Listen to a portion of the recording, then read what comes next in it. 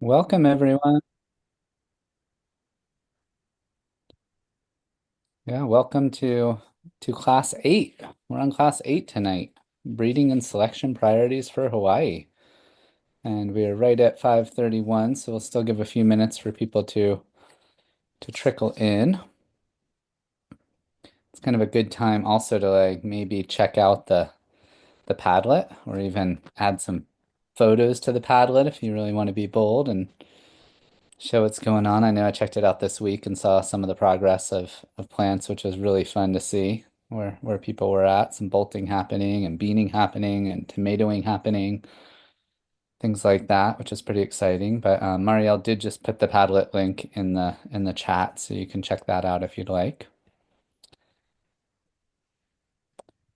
And I guess also just call attention to yeah, where we're at in the calendar, which is the belting coming up in the next handful of days, which is that like halfway point between spring equinox and the summer solstice, which is a really special time for growers, just particularly in like colder climates. But we're seeing it here that like we're now transitioning out of all our winter crops and all the summer crops are coming in, and just that like promise of abundance that comes with the extra sunlight. And I even know it just from setting up for the class tonight, which is that when we started this class, I remember I had to figure out light in the room because it was dark by the time this class started. And now we just have the shades open and there's plenty of bright light coming in. So yeah, so just noting that market difference.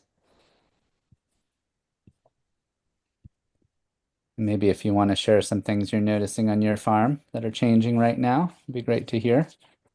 Be able to connect with our landscapes together. I know for us, a big one is the return of the Bagrata bug. Our friend the Bagrata bug came back a couple weeks ago, which is pretty much wipes out all our brassicas for about 4 months. So this is the time of year we're just cycling all our brassicas out of the field in hopes that maybe we can pull off kale for the next few months before we get to August. And by August, we can kind of reintroduce everything.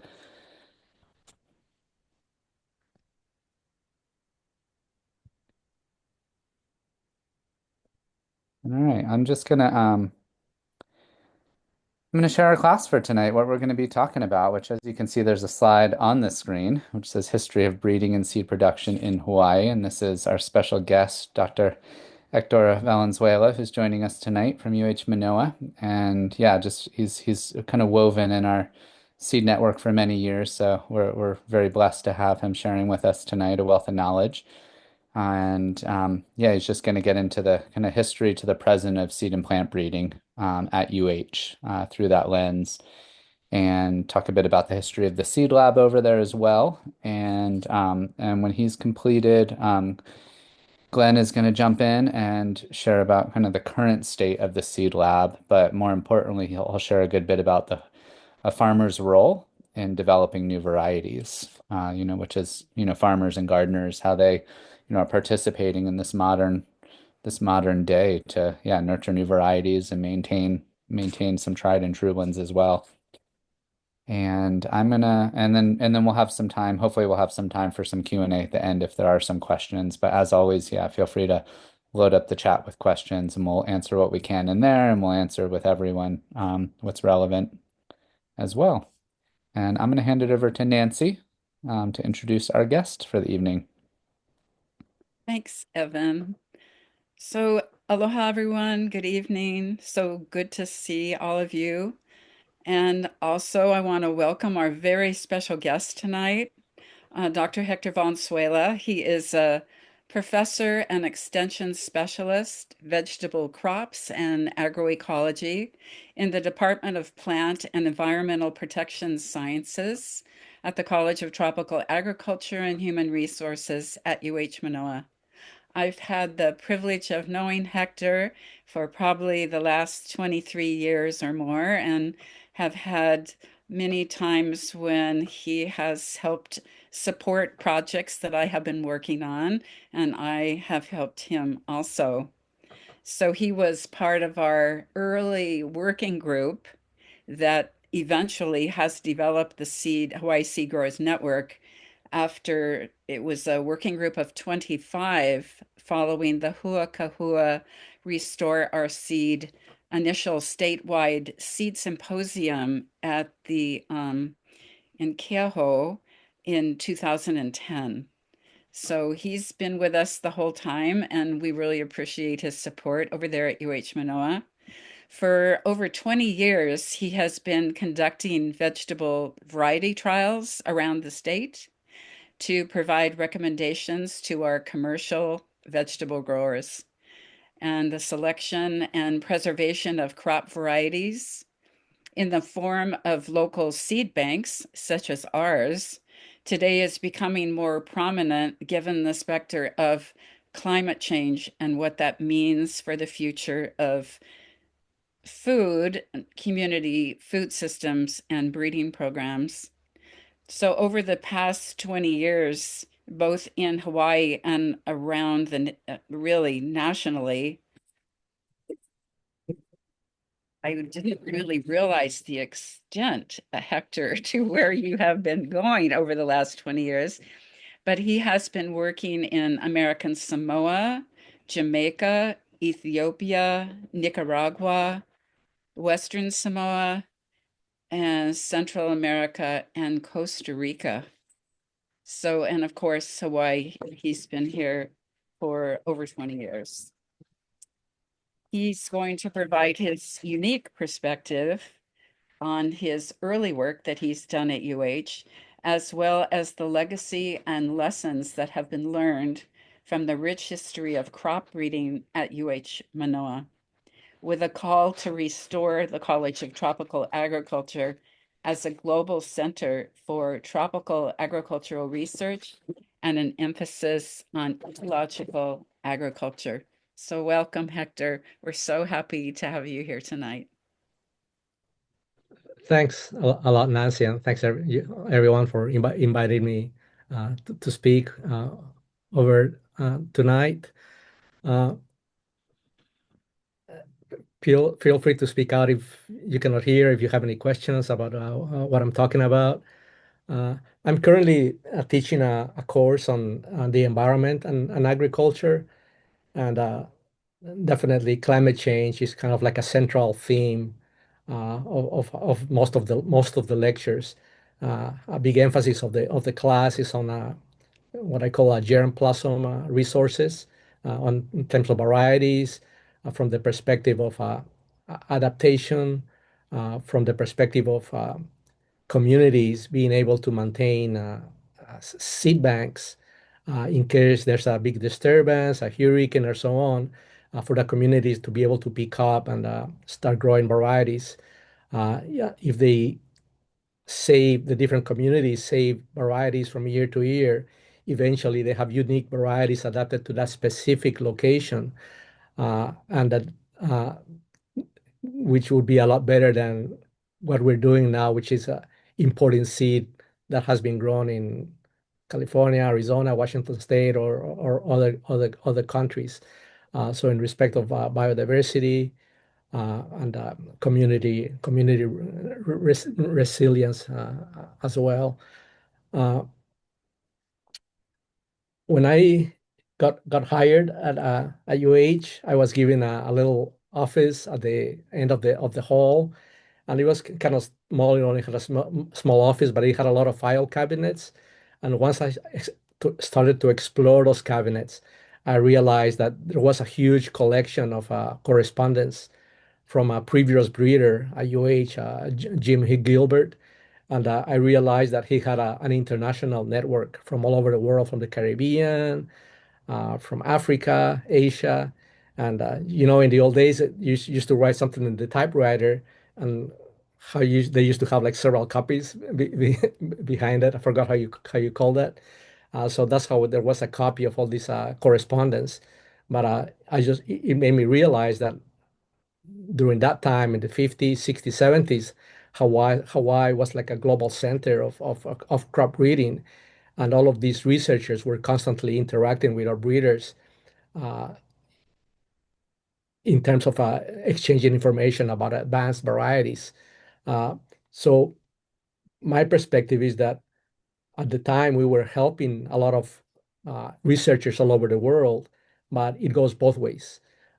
So you give a lot, but you're also learning that you get a lot of feedback. And there was a lot of feedback saying we grew these varieties and they performed very well, or they didn't do so well.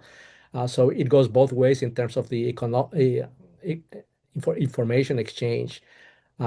So my perspective is that if you if you have a global center of education, you're gonna learn, you're gonna get as much from it as much as you give. Just as when we teach lectures, oftentimes we get more from the students than where we're teaching. So that's something that I took uh, from that early experience. That's kind of my background. So yeah, I would like to go over some of my early research, then touch on the history of the breeding program at UH, and then touch on the history of the seed lab as well, which is how we distributed seed to the community. But my overall perspective is that the community can have a say in terms of the future of the college. And I'm always encouraging the different industries. I know we're very small, but I encouraging the small industries uh, to get together and to vocalize what is it that they want from the college. Uh, an impact of the early movement that we were involved with Nazi during the 2000s, when there was big social movement concerned about GMOs and pesticides and so on. Uh, from my perspective, two big impacts was that we hired, and Glenn may have a different view on this, but so this is my own perspective, that we ended up hiring a professor in organic and sustainable agriculture, Ted, and on the other hand, we hired an indigenous crop specialist, Noah Lincoln, which is a great faculty member. So that was kind of an impact from the UH responding to the social movement, saying, "Hey, we need something to address some of the community concerns."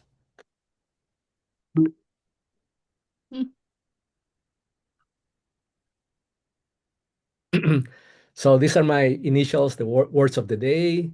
And the first one, and this kind of like off tangent, but the first one is neoliberalism. And neoliberalism is kind of like a everyday word in all other parts of the world, probably everywhere except the United States. And it's kind of like a policy program promoted by the US throughout the world, uh, which in essence promotes cutting social programs in a country while promoting open markets to allow access for big companies to go into a country like Coca-Cola or big factories and so on. So uh, in other countries, this meant that okay, the World Bank is going to give you $5 billion, but you have to adopt an austerity program where you're going to cut down on education, you're going to cut down in social programs, and you have to open the market. All the dollar exchange is going to for you to open the markets to allow our businesses to come in. So that kind of trickled down within the United States as well. That aspect of cutting social programs, and of course today we are seeing this in steroids, where we're actually deleting all kinds of institutions that we don't think are necessary. So, in a way, over the past few decades, this has led to a decline in a lot of university programs that in the past were helpful to sustain agriculture in the United States. The land-grant university system in Michigan, Florida, and New York that really developed entire industries. Uh, so that kind of background that kind of explains the decline for social institutions. And another was the Dole-Vail Act of 1980, which kind of, in a way, resulted in the trend towards the privatization of the universities, this kind of changed the focus, saying, as a researcher, it would be great if you get patents, if you start getting more money, and so on. So again, this kind of changed the perspective from the university on a bigger scale towards, yeah, you're more like we're interested in you bringing more money through grants or patents, rather than our old role of helping small family farms.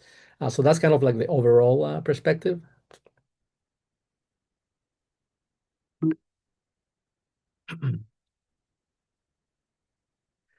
So as a result, there has been kind of like, at least a historical perspective, there's been a decline on breeding programs around the country. So what we see in Hawaii, we've also seen it on a national scale. So the number of vegetable breeders at the university level in the 90s was about 50, and that declined to about half by the year 2000. Overall, the number of breeders in the US, again in the 90s, about 500 breeders, and that declined to about half of that by 20 years later. And of course, by this time, a lot of the big companies started to uh, promulgate their own merger of seed companies. So the breeding program started to shift away from the university to private companies. So they kind of were able to pick and choose the varieties. And uh, my perspective when I talk to the students is that uh, big companies try to focus on top 40, like in top 40 songs, the top 40 varieties, the ones that are create the greatest returns. So a lot of the small guys are going to fall behind the cracks. So we might not be able to access small kind varieties. That is what say small farmers or organic guys want to grow. So again, moving the breeders towards private industry. And this is a quote from Jim Brubaker at UH. He was saying the University of Hawaii had 14 person years of plant breeders in 1980, and currently I can account for only about two person years in this discipline at CETAR, and that included himself. So now we have lost Brubaker in terms of that count. So again, a general trend in the decline. And this is again a historical perspective in terms of how we've been losing the available varieties, how the industry has been concentrating. So this is an old article from the Wall Street Journal saying 40% of vegetables sold in the U.S. supermarket come from one seed company. Then 50% of vegetables found in salad bars on U.S. restaurants came from one seed company. And then another quote, the biggest shipper of produce in Mexico shipping uh, is shipping $200 million per year to the US. So you can imagine that this trend of concentration has continued so on. Uh, People are able to listen to me and to see the visuals so far. Yeah, okay, great. Just checking. So we have hired a couple of breeders since then.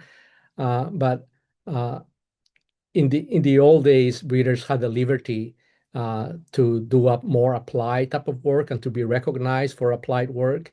But nowadays, young researchers, when you hire them, they are concerned about their own promotion. They want to specialize. So a lot of times they end up doing molecular or genetic work. But the question is, does this have an impact on our local industries? So these are just a couple of articles of one of our geneticists, kind of like the replacement from Jim Brubaker. So one of the research programs was conserve plant genes with similarity to mammalian de novo DNA methyltransferases. And another article, the maize or the corn hair sheath fried mutation alters leaf patterning through increased cytokinin signaling.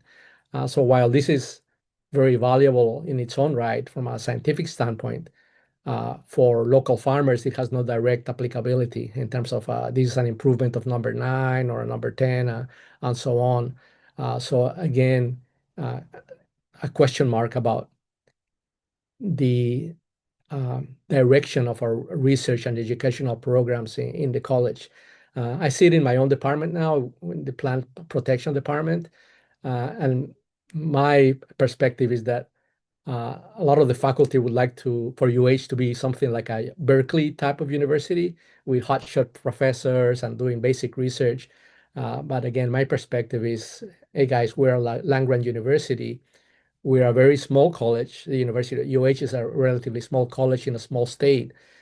So our emphasis should focus on direct applied work to help our local industries. Uh, so again, my general perspective on in terms of where we're going.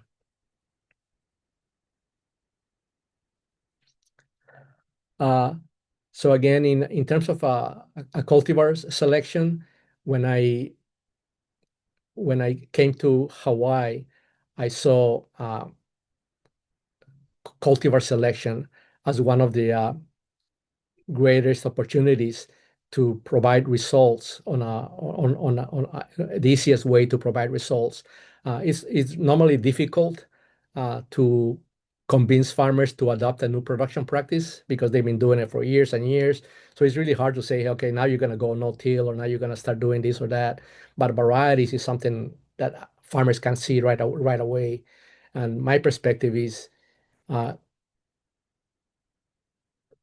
if you grow 20 varieties of one crop, three or four of those varieties are really going to excel. And they're just going to be really adapted to Hawaii. They're going to be really happy. So as a grower, you're not going to have to spend as many external inputs to make that crop come out in terms of pesticides, fertilizers, just because the plant itself is a lot more efficient because of its root system or genetics. So early on, I was interested in doing variety trial work as the easiest way to start getting results for our farmers. But the overall perspective is for food security, sovereignty on a community basis.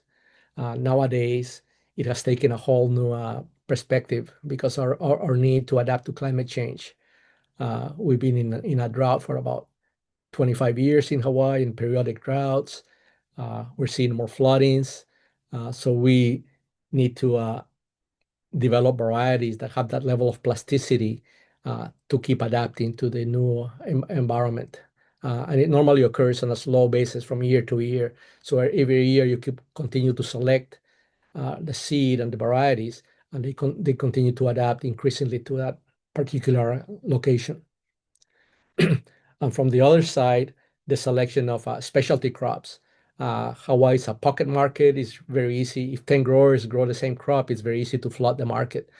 So how can individual farmers come up with a product to distinguish themselves from other farmers and produce something that is going to bring greater returns to the farm?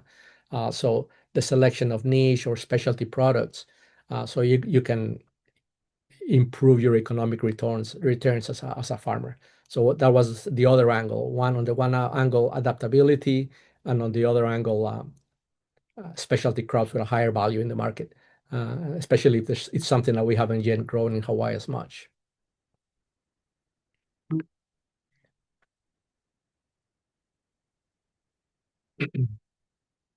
Uh, Personally, my area of research within the area of agroecology is one of them is to understand system interactions. Uh, and the understanding of these system interactions will help you to develop an underlying mechanism of what's behind it. How can you uh, manipulate different variables in the system to enhance synergistic interactions within the farm. And on a related level, it's improve internal nutrient resource utilization. That means how can you be more efficient within the farm using internal ecological mechanisms such as biological control or nutrient management, so that the crop is using resources like water, space, and nutrients more efficiently, so that you can reduce the amount of external inputs uh, that that you have to bring into the farm. One perspective from nutrition is that the soil, a lot of the soils already contain a lot of the nutrients that are needed for uh, crop production, including nitrogen. But you have to develop rooting systems or cropping systems that are able to uptake that nutrient. The easy way, of course, is to apply urea or fertilizer to get those nutrients.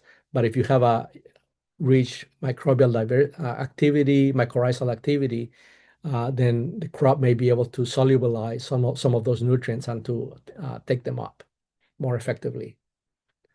So again, the overall goal is to reveal ecological mechanisms to minimize the use of external inputs. It might not be 100%, but you might be able to reduce them by 20 to 30%. So from that perspective, the goal of variety trials would be the expression of the plant due to the genetics or to the environment. So separate what is being expressed due to genetics and what is being expressed as genetics. So that's kind of the purpose of variety trials. And if possible, you would do it during different growing seasons at different locations to start to isolate some of those variables. And second, to identify varieties adapted to the land, again, to replace inputs with well adapted varieties to that particular location. Again, my perspective is that a lot of the commercial growers, they're growing particular varieties such as tomato or cabbage, but you can ask yourself how many varieties have they evaluated on an independent basis to see one variety is better than another one. So the varieties are probably recommended by an advisor, by an agent, or by a neighbor. But if they evaluated a range of, say, 40 varieties, they may come up with a variety that is a lot better than what they currently farm or growing. Also, in terms of variety evaluations, maintain a log sheet. I would rely on a scoring index because it's a lot easier than direct measurements unless you have the labor and time to do it. And so scoring may be more valuable and quicker. All would be conducted on the same date by the same person and maintain a standard scoring system such as 1 to 5 or 1 to 9, 1 to 10. And so you can, if you have 10 varieties, you can readily go into the field and with a sheet go and evaluate each variety, and your vision is really good at starting to synchronize and to develop real good standards in terms of this level of disease is a number 3 or this is a number 4. So if you do it repeatedly, you become pretty accurate in terms of identifying the traits that you are selecting for. I don't know if you can see these, but this is just an example of a quick index table that I would have for a tomato variety trial. So I have the plot number, the cultivar. I measure the height real quickly, and this is a few weeks after transplanting. So early on, you can start to determine how strong or adapted those varieties are. So the general height. So I had an index for the growth index. How well does the plant look in terms of growth? Is it growing vigorously? Is it a kind of like a weakling? So I had it from 1 to 10. So this is an 8, this is a 6, this is a 5. General growth index, another vigor, how vigorous the growth is of the plant. And then I had a general index of disease, a disease index, how much diseases. So lower levels will be a better rate. So here you can change it for other traits that if you're looking at whitefly damage or mites or specific diseases, and then kind of like a quick overall comment as well, where you can make, I really like this variety. It's easy to forget, but if you have these records, it's easy to go back last year or 2 years back and look at some of these results from these varieties that you were looking at.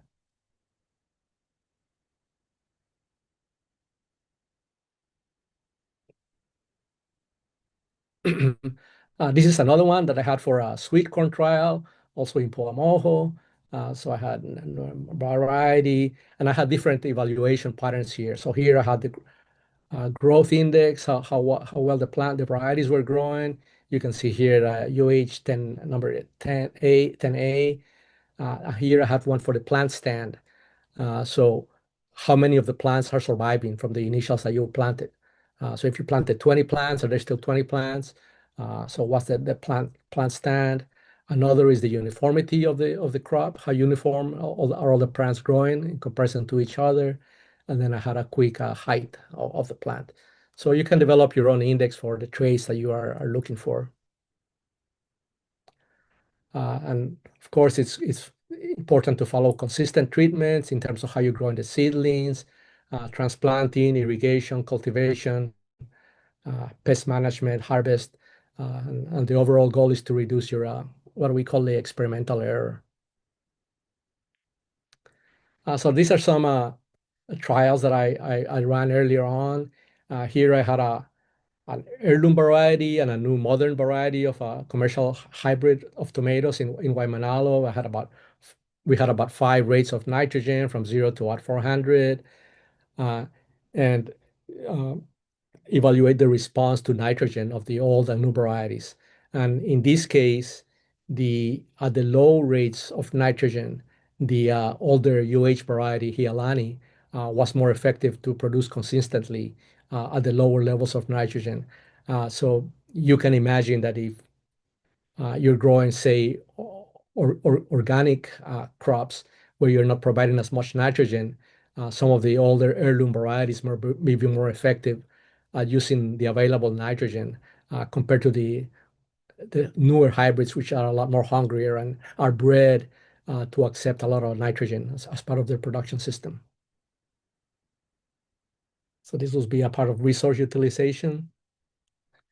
We did a similar trial with a mustard leafy crops like Mizuna, Kai Choy, Pak Choy. So this was we had three cultivars, we had 3 locations, Waimanalo, higher elevation of Puamoho, Waimea on Big Island, and we had both winter and summer plantings because phosphorus doesn't move as much in the cold weather. We conducted over 2 years. So again, evaluating the efficiency of phosphorus uptake on the different varieties.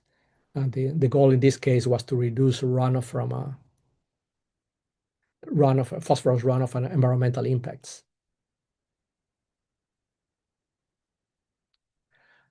We did a lot of variety trials in Kula for the sweet Maui onions. And in Kula, we were able to do it at 3 different elevations. We have experiment stations at three different sites, and again over different years, and also some trials with farmers. Again, just trying to maintain the quality of the Maui sweet onions over the years, and how to deal with pink root. See if we could find some level of tolerance to pink root in onions.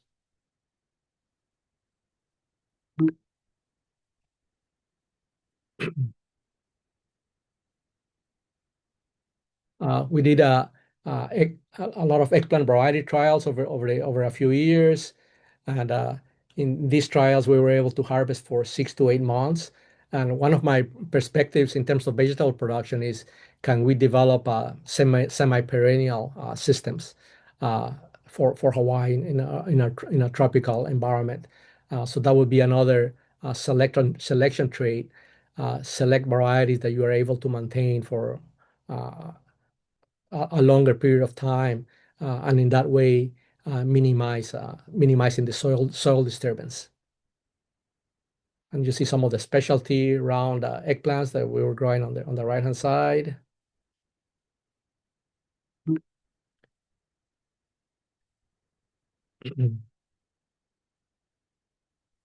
And this crop here this picture here was taken after 16 months of harvest. And again, we're looking at some of the specialty varieties. Again, some of the varieties were really happy. They grow almost all by themselves.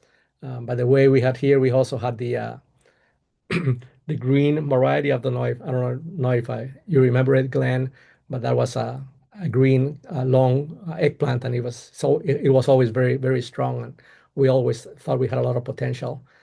I see it in the farmers market nowadays, so I don't know if it goes back to some of those days, or if it's a new Filipino variety. So after 16 months of harvest, you can see, of course, that some varieties just didn't make it. just like purple blush here on the left, while other varieties like here purple rain are still going strong.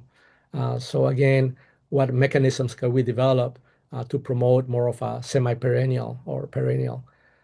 In my own garden, in my production garden, I focus on like survival crops for me, like leafy crops. And similarly, I try to choose leafy varieties that I can continue to pick on for a long time, even for years, such as collards or other crops, even arugula and other crops.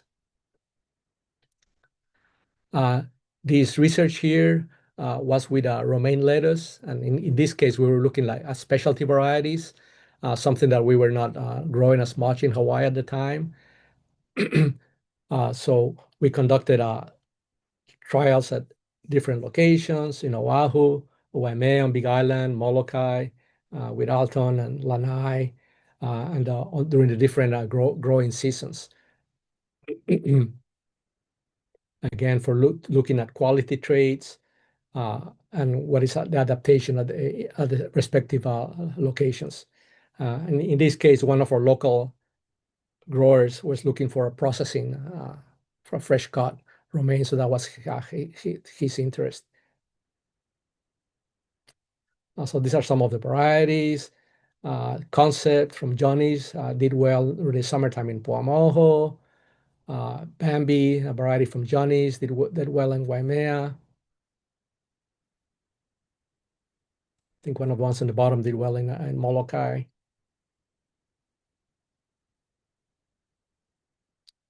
Again, looking at specialty varieties. Here we're looking at watermelon,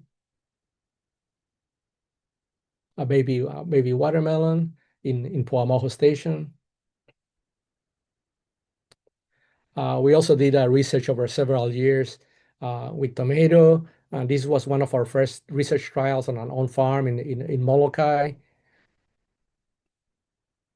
I think here we identified a Merced variety, which became a standard variety for a few years. These conducted trials both in Waimanalo and Puamoho. This is Puamoho.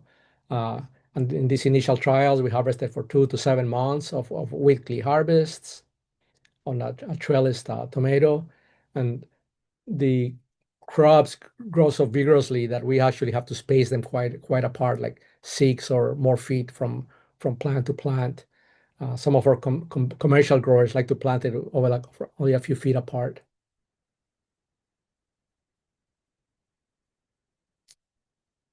So similarly, you see some varieties that they just do really well by themselves. Attila variety, as compared to F13045B here, which didn't do so well. So these varieties trials allow you to isolate those varieties that may have potential, both in terms of growth and also in the terms of the quality that you're looking for.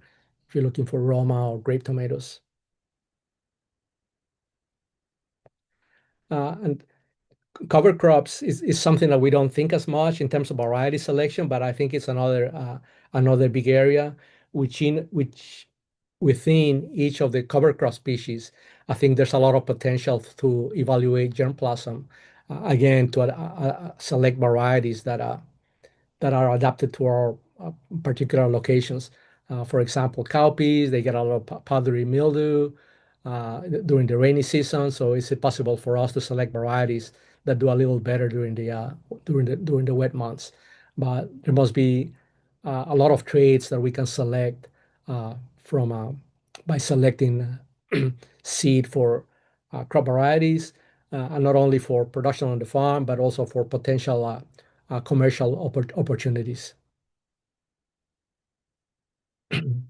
And of course, once you have a market or a good varieties, in Hawaii, our market is relatively small, but if you have a real good variety, it may have an international market, especially if you're able to harvest this mechanically. If you get requests from Africa or Latin America, they may ask for multiple kilograms of seed.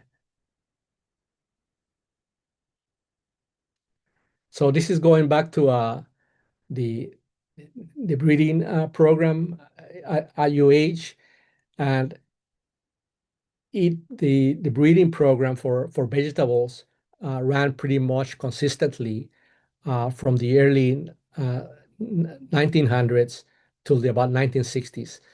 So that means that when some of our earlier breeders left, there was already we had already hired other breeders, so it became like a continuous program. So the new breeders were able to pick up what was left behind from the earlier ones and maintain that level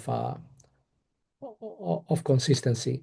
I think that really strengthened the breeding program. Uh, when I got hired um, at UH, my position had been vacant for about 10 years. So I really didn't have that level of continuity in terms of uh, picking up all the knowledge from the previous position. But on the other hand, my benefit was that I had the freedom to develop my own program. So some of the early breeders were Tex Frazier. He worked earlier worked with corn, tomato, beans. Uh, Eventually, Frazier moved over into Oregon, and down the road he became like the one of the fathers of horticulture in the United States. He became very popular and eminent as a breeder and a horticulturist. Early on, we had also Dr. Poole. He worked with the sweet potato genetics, with lettuce as well. He developed some varieties.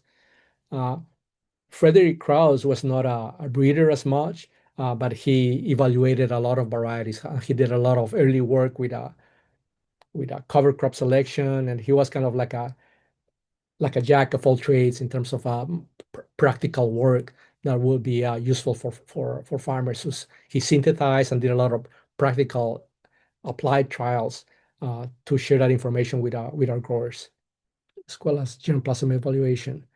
And then we have Jim Gilbert, came up in the 60s, I believe, or so, 70s. He worked with tomato, cauliflower, cucumber, soybean, onions, pyramid disease resistance in tomato. Uh, so Jim again was like a jack of all trades, and Glenn can probably fill in on his background. But I imagine that at the time they had the freedom as professors to explore to work on the different types of crops. Nowadays, if you hire a professor, uh, most likely they would like to focus on one crop and on one specific topic, because in that way they can get a lot more prestige and publications. Uh, so we have lost some of the applied breeders that had the freedom to work with a range of crops. Again, with the focus on what information can I develop to help our industries. One angle is that when you start a breeding program from scratch, uh, it's a lot easier to make improvements early on. So early on, you may get a 20, 30% improvement in terms of yields or disease resistance as compared to more mature breeding programs that have been going on for decades, such as with soybeans and corn in the mainland.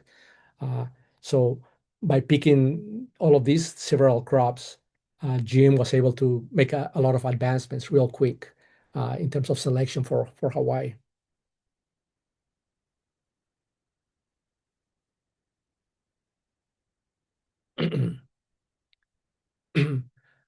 So this is reflecting on the work of Tex Frazier.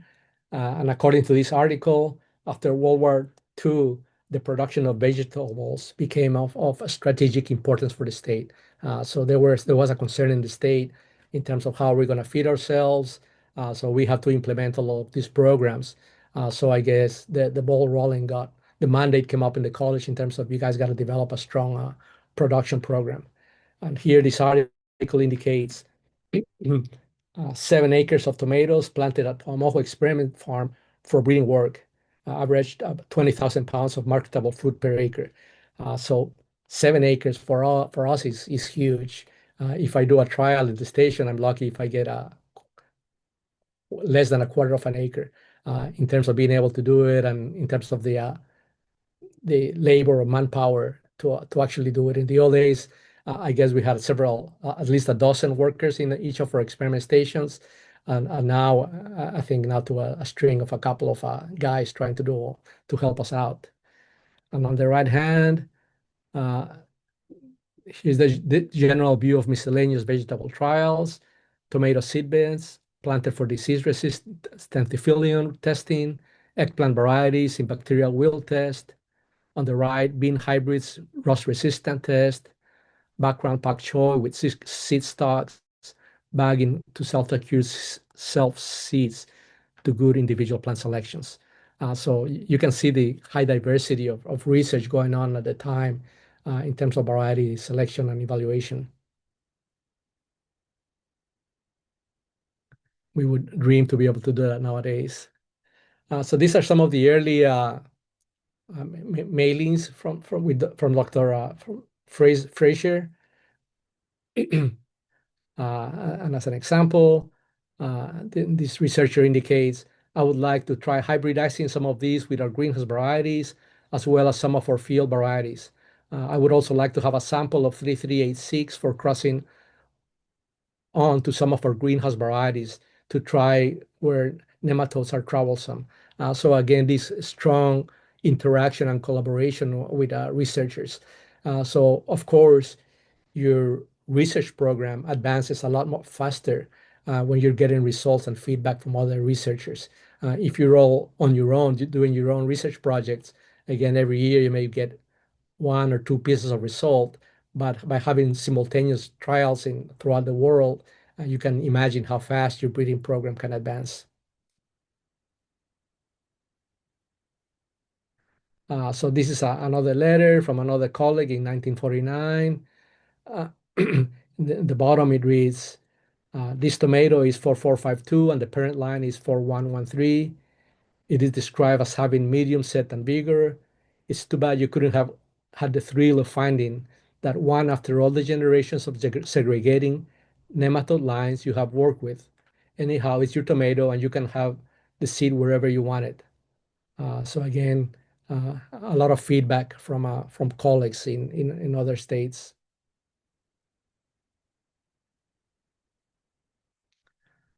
So then came Dr. Brubaker. He came in the 1960s, and again he could build on a body of work or breeding work that had been conducted before his arrival to UH, and he's been one of the most productive breeders since.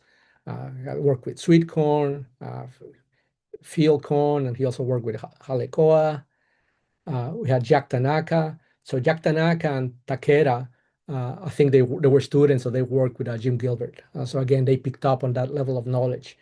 Jack Tanaka worked with sweet potatoes, soybeans, pepper, tomato, Guatemala long eggplant. And at the time, I think they had about 40 selections or so, or sweet potato. So when I arrived to UH, we still had a lot of those sweet potato varieties that we were maintaining year after year. But I don't know if they have survived. But again, when you're looking at specific traits, such as drought tolerance or resistance to a particular pest, any of those 40 uh, lines could have provided beneficial in terms of that variety itself, or you could use it as a further cross with other varieties. So once you lose that genetic material, it's just simply gone forever. Ken Takeda continued to work with eggplant, with some pepper, tomato, and Yukio was my predecessor as a specialist, but he had a lot of more closer contact with growers throughout the state. So he was like a jack of all trades. He was familiar with most vegetables, with practical information. So he was like a bridge between all of the varieties that were being produced and developed, and sharing this with the farmers and obtaining that feedback to send it back to our breeders. to get them back to the drawing board. So Yukio was instrumental for decades. And I don't know if Glenn got a chance to interact with him. Then we had in terms of fruit production, we also had a strong breeding program with Dick Hamilton, with fruit crops. He was like an explorer, Henry Nakasone, and Phil Ito, based on Big Island. So one angle from the fruit breeders, where they were is that they were like international explorers. They would interact with researchers and they would travel to other parts of the world to introduce new varieties. So again, this goes back to the feedback mechanism that what gets they were consulting and probably sharing information, but they were also bringing a lot of information back to Hawaii in terms of production practices, new varieties, and so on.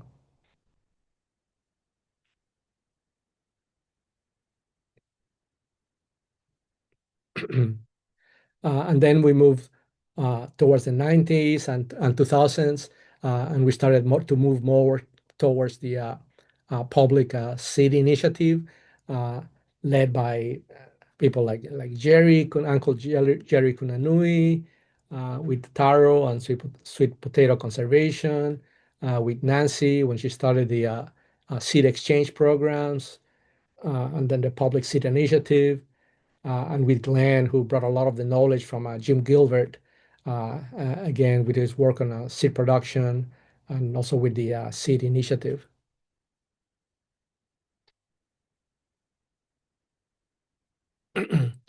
And as Glenn was mentioning earlier, before we started, the extension agents and the farmers themselves are kind of like the backbone of the UH breeding program, due to their ingenuity and ability to identify promising varieties.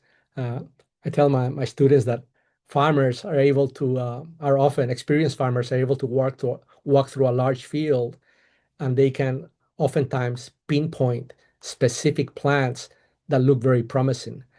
So they're able to pinpoint specific plants, label them, flag them, and save the seed of that variety, so that they have that level of knowledge and intimacy, especially in the old days, where farmers can easily identify promising varieties and share these with the breeders or with the seed program, and eventually this may develop into a new variety.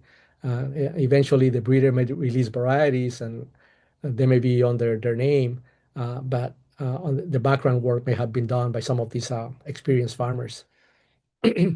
So examples include our Nita eggplant, which we used to sell in the seed lab, uh, and Mr. Nita from Molokai, identify a multiple fruiting gene variety selection and he was from East Molokai.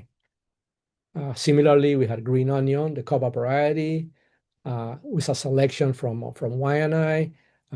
I guess a grower used to bring the seed from Hong Kong for over several years, but he was concerned that he couldn't maintain that source, so he shared some of that seed with our seed lab. Kai Choi Hirayama, white rust resistant. Again, a Molokai selection. A basil, a fusarium resistant variety, and Randy Hamasaki used to grow this variety in his backyard, kept selecting seed, and eventually developed this resistant variety. And this was an example of seed that what became very popular, and suddenly we start to get huge orders from abroad, in terms of, yeah, we want 10 kilograms or 15 kilograms, something that we couldn't uh, provide in any way. And then we have some varieties of some crops like Maui sweet onions. Uh, we didn't develop the varieties, but our extension agents, our farmers, were instrumental to help develop the industry through ongoing variety selection over the years. Uh, Ted Horry would plant onions on a monthly basis to evaluate the different varieties. So they conducted research over many years to kind of tune up the productivity of Maui seed onions in terms of variety selection and also crop management, irrigation, and so on, spacing to put the entire package together.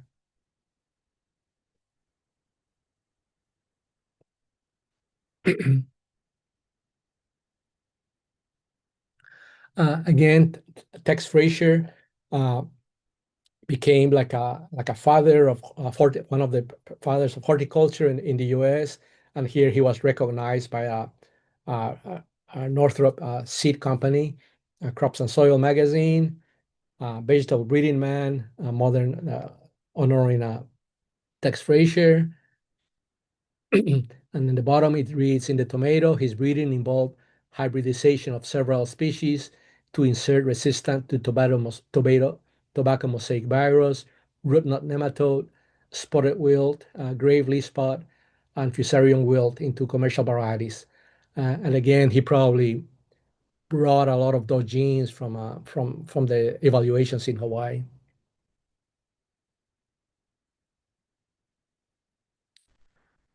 Here's a Tex, his other years doing our work in Oregon in 1967. And this is Jim Gilbert visiting trials in the East Coast in 1961. And on the right-hand side, in the same year, he's celebrating with his new Rambler, cruising on the beach. And Jim was also recognized by the same company, so he was being recognized nationally as well. The article in the bottom, it reads, 90% of the tomatoes now grown in Hawaii and in Tahiti are products of the research. These tomatoes are also grown in Southeast Asia, Egypt, and the Philippines. Breeding materials developed in Hawaii are being used in the southern United States, India, Africa, and even in South America, where the tomato plant originated. And even in the 90s, I would still get requests from colleagues in the mainland asking for specific varieties for them to include in their breeding programs. So this is 1971. And this is a picture of Jim in a watermelon field in Paumoho, 1970. Again, from our current perspective, these are huge fields. And another program that Dr. Gilbert had was that he was part of a national team of breeders doing research with tomatoes. So they call them step trials. So that means that every participant in Oregon, New York, the different production areas receive the same varieties every year. They evaluate them and then provide results. They share the results. So again, your breeding program can advance a lot quicker. Glenn was mentioning earlier that it may take us 20 years for us to develop a variety.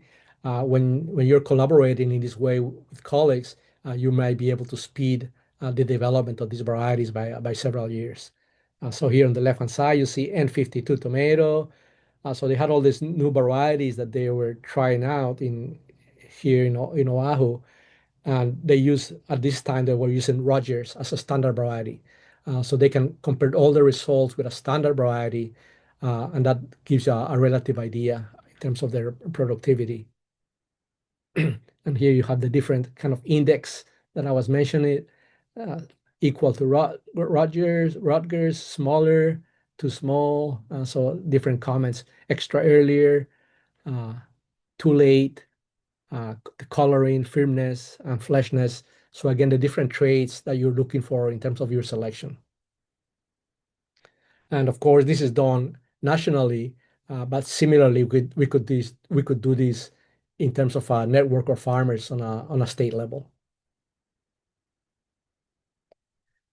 Here we have Jack Tanaka in Paumoho. And again, I think he was working with Jim Gilbert, and he picked up the work with tomatoes, a lot of sweet potato selections. This is another person that we're working on the periphery. This is Don Anderson, Lion Arboretum, curator, taro collection, over 150 varieties, growing taro for over 60 years. So a lot of people that have been involved supporting the maintenance of important germplasm.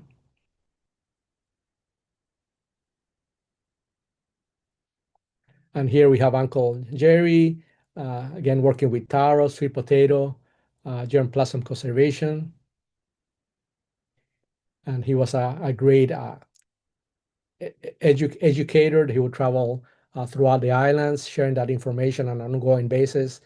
Uh, and he could talk with a language that we could all understand. And during the social movement that we had in the 2000s, he was kind of like a bridge between the movement and between the UH gang, because he was close with Susan Miyazaki, with the professors at UH Hilo, at UH, but he was also a friend with uh, uh, in contact with people that were concerned about all the pesticides and GMOs and stuff. So he also served as a bridge between the two groups to kind of keep things moving among us.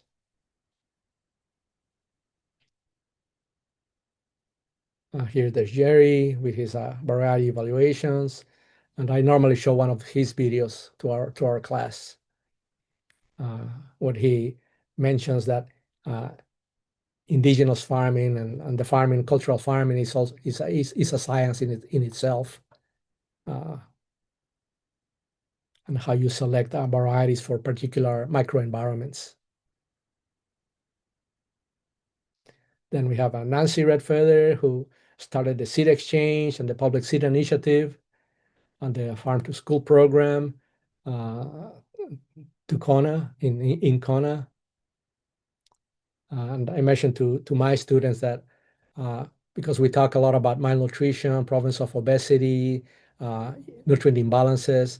So I mentioned to my students that if children adopt some of these healthier diets with school gardens, then they can convince their parents to adopt similar diets, and it becomes like a lifelong adoption of healthier diets. But this also has moved on to a farm to school program. And I think that's a big challenge for the state. I think right now we're not prepared as farmers to supply the huge demand that would be needed to supply our restaurants. But of course, the vision would be that we should be supplying locally organic products to all our institutions, local institutions. And of course, you would need the proper varieties to do so.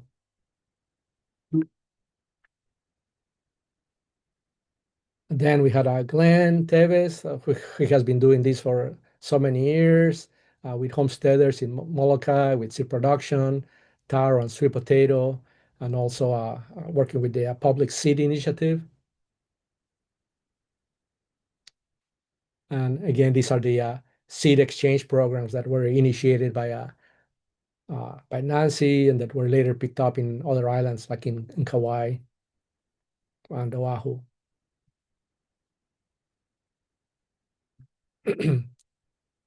These are some of the earlier pictures of some of the selection and variety trials with sweet potatoes, sun hemp going to seed, pollination in cucurbits.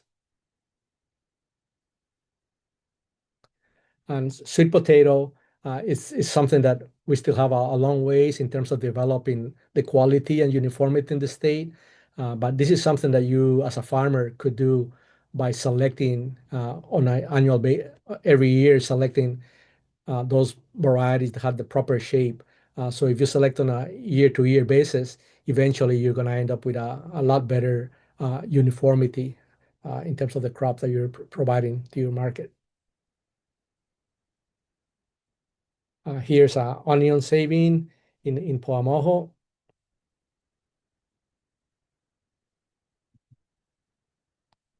Here are some pictures of our earlier seed increases. A lettuce seed increase in Oahu, 1973, probably in Poamoho. Tomato seed increase, 1973. Jack Tanaka picking up seed for beans. And on the right-hand side, Jim Gilbert working with cucumber lines in 1970. So a long legacy of historical seed production in the UH. Here's an example of one of the field days that were held by Dr. Fraser early on in 1949.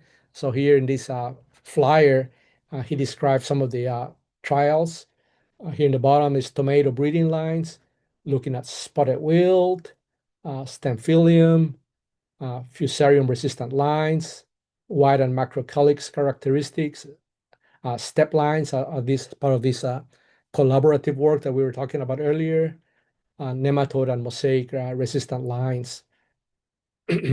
So again, a wide range of breeding programs going on at the time in Poamoho.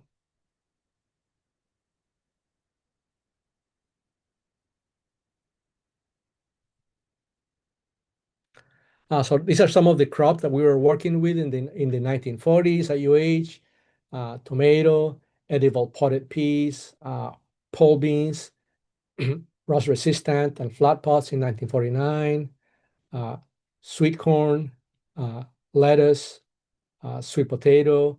We had a dry type onion, papaya, cucumber, jalapeno peppers, and kaichoi hirayama.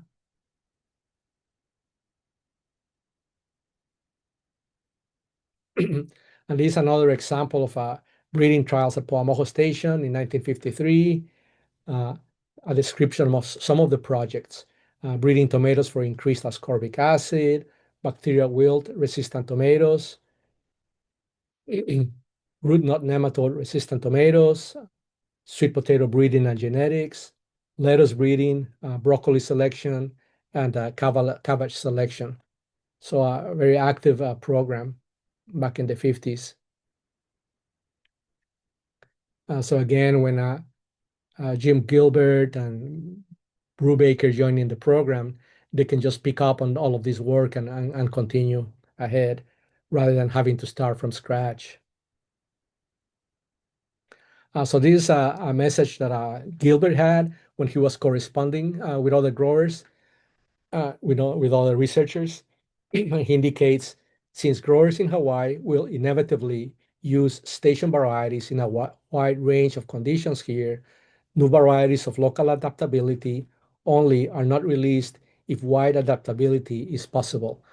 So here he's saying our selection of varieties is one of wide adaptability. That means that these are varieties that you can grow under a wide range of conditions, different islands, different environments, and that the variety is still gonna uh, do well under different conditions. So there's two angles that you can go. You can go for wide adaptability, or you can go for selection of varieties that are specifically adapted to that particular location and to that particular growing season. So as you become more specialized, you may need to select specialized varieties. But in general, as a first go, we go for general wider adaptability.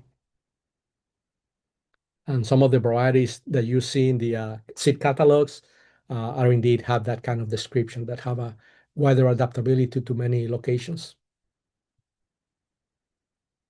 So he continues, perhaps for this reason, plus the fact that emphasis is placed on disease-resistant, Hawaii varieties have continued to find a useful place in vegetable improvement in numerous other tropical and subtropical areas.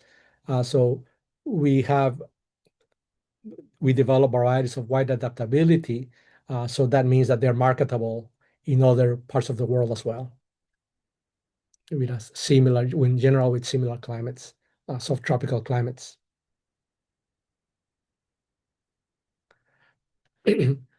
Also in 1918, we started with sweet potato, head lettuce, led by Professor Chong. Then we had again that call for local sweet production, what's called the Victory Gardens, for us to become more self-sufficient in the state. So that kind of started a lot of new programs in Hawaii in terms of mobilized a lot of institutions to develop more local-based production. And you could argue that we're in the same situation today with climate change, that there should be a similar call for self-sufficiency. In the 1940s, formal breeding work was started by Dr. Fraser with Pearl Harbor tomato in 1945. In the 1940s, developed tomato, Hawaiian Wonder pole bean, line 5, solo papaya, tomatoes, ni hao, Kauai. So tomatoes with varieties with the name of each in each island. Variety Oahu, Maui, Lanai, Molokai, and Hawaii. In the 1950s, Ananue lettuce, Onolena sweet potato, Anahu tomato, Puakea cauliflower, Manoa sugar pea, powdery mildew resistance, the nematode resistant tomatoes, Kulani head lettuce. In the 1960s, Wahia onion, Hialani tomatoes, sweet corn, soybean, Hawaii long eggplant, Manoa wonder pole beans, also with a nematode resistance. So we had every year we were releasing a battery of new varieties for the state. One issue is that once you release those varieties and if you start selling them, you actually have to continue to select those varieties to maintain the quality of the seed. If not, it's going to progressively decline from year to year. It may start to segregate and the quality may go down. So that's an effort that you have to continue. So this is a profile of lettuce and sweet potato breeding in 1951 from Jim Gilbert. He indicates in correspondence, we have named a couple of vegetable recently and may put out circulars on them before long. The Manoa times Great Lakes lettuce selection is named Kala, after the mountain overlooking Puamoho, and Charles' best sweet potato was named Onolena, Ono meaning delicious, and Lena, a dark orange color. Uh, Again, a slew of varieties being released on an ongoing basis. Keeping on with the history of the breeding, in 1961, tomato varieties with resistance to 8 diseases and to nematodes, multiple disease resistant in sweet corn. In the 1970s, Hawaiian Super Sweet number 9, which I believe is kind of still going strong in Hawaii. Sweet corn, Waimanalo long eggplant, Puamoho pole bean. And with potatoes, we had Pele and Waimea, and I believe we have lost our potato varieties. I don't know if they're still around.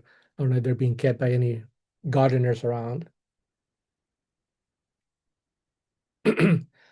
So these are some disease-resistant traits for tomato, and Glenn probably went over some of these.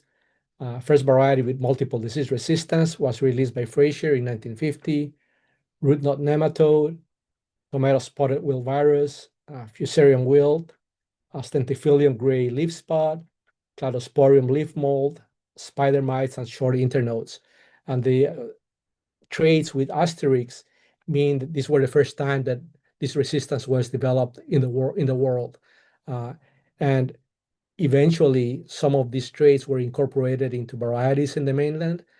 So a lot of the commercial varieties of tomatoes that you see today in the market probably have some of these traits that were developed initially in Hawaii. And the same goes for the sweet corn and corn varieties grown around the world. Some of those varieties probably have some of the traits that were isolated or identified by Jim Brubaker.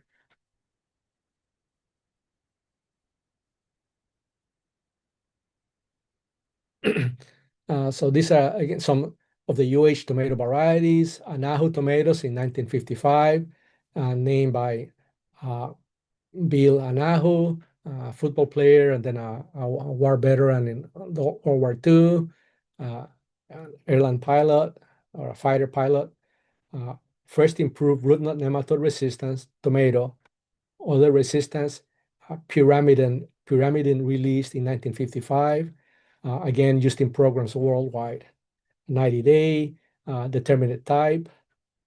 Anahu, still an important parent in tomato breeding and a good home garden variety. Again, Anahu tomato, resistant to red spider mites. Variety on the left is Floradale here on the left, which is defoliated as compared to the Anahu variety on the right. Then we had the Kewalo variety released about 20 years later, perhaps most important tomato variety. And this is information from Glenn. Bacterial wilt resistance combined with earliness and other resistance. Open pollinated selection from hybrid between wild tomato, Pinellifolium, and Anahu, back crossed with another parent. Released in 1974, the most popular garden variety with good flavor and about 75 days to harvest. So a lot of really valuable varieties and traits released early on. This is a picture of Kewalo growing in a wet season in El Salvador in 1975 with resistance to bacterial wilt, which is a devastating disease. This is just an example of cucumber lines maintained by Jim Gilbert in 1964. This is a chili pepper, Wailua hot pepper, jalapeno type, very graceful, elegant shape, bright green color, medium heat with sweet flavor, bacterial wilt resistance, thin wall, sweet flavor, released in 1966. So Dick Hamilton, which was a fruit breeder and was also kind of like a jack of all trades. So he also developed with vegetable varieties. So I think he helped to identify and to select for this variety, along with Ken probably helped to improve it over the years. The Koba green onion, a Japanese bunching type, originally from China. Consumers like the dark green color, the size, and the shelf life. Named after a grower who provided the original material, and then was selected and maintained by UH, released in 1996, tendency for single, less multiplying stocks. So particular traits that may be desirable for local production. And again, you can see that it's being sold now by the Hawaii Seed Growers Network. And some of the earlier varieties from UH are still being sold by some of specialty seed companies in the mainland, some heirloom seed companies. Hirayama Kaichoi, white rust resistant, selected by a Molokai grower, head type mustard cabbage, maintained by UH and released in 2001. This is a cucumber variety, virus resistant and tolerance to powdery mildew, released by Ken Takeda and Teresa Kiyoka back in Kauai, but also co-authored with Gilbert.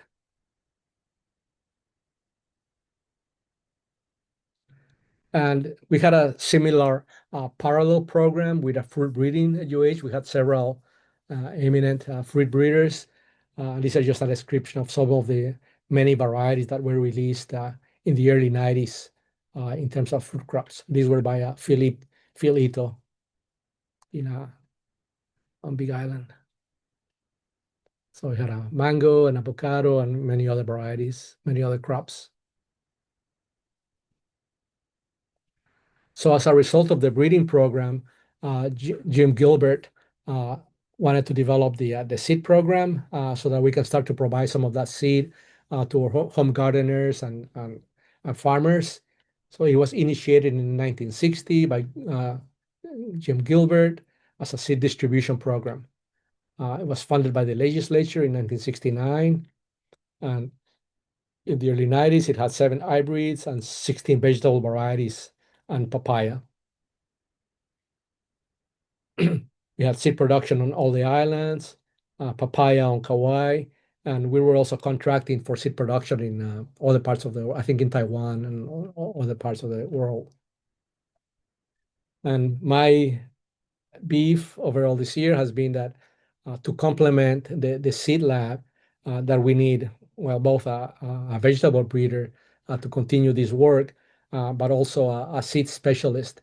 And a seed specialist is someone that specializes on seed production, on seed quality, and would help to maintain the quality of our seed programs. And just like I mentioned that national network of seed or research on tomato, there's similar networks of seed specialists around the country, and they have federal grants that they have a large multi-state programs. So there's actually good funding, or traditionally good funding, for seed specialists. So I think it's something that we really need we could really use in the state, somebody specialized on seed production. So these were earlier stats of the seed program when I joined UH.